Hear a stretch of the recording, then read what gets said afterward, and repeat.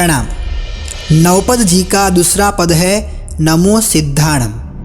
14 राजलोक में सेंटर में आता है तिरछा लोक, नीचे 7 राज में आती है 7 नरक, ऊपर के 7 राज में आते हैं 12 देवलोक, 9 लोकांतिक, 9 ग्रैवेयक, 5 अनुत्तर और सबसे ऊपर आती है सिद्धशिला जो स्फटिकमय है, जिसका आकार अष्टमी के चंद्र जैसा है, जिसका प्रमाण 45 लाख योजन का है। ऐसी सिद्धशिला के अग्रभाग के ऊपर अनंता सिद्ध परमात्मा विराजमान है।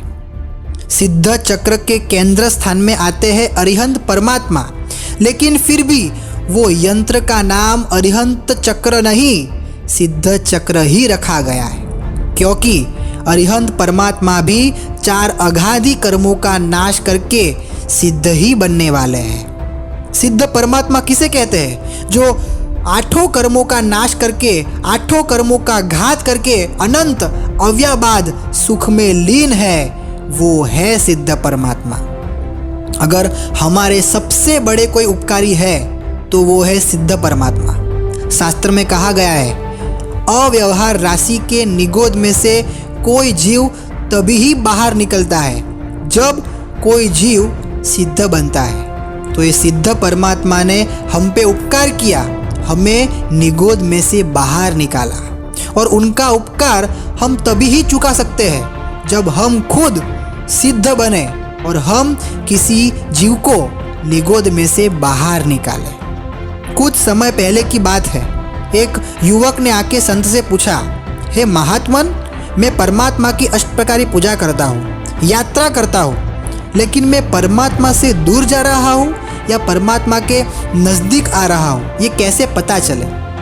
तब संत ने कहा, अगर तेरे साथ रहने वाले व्यक्ति तुझसे प्रसन्न है तो तू परमात्मा के नज़दीक जा रहा है। अगर तेरे साथ रहने वाले व्यक्ति तुझसे नाराज़ है तो तू परमात्मा से दूर जा रहा है।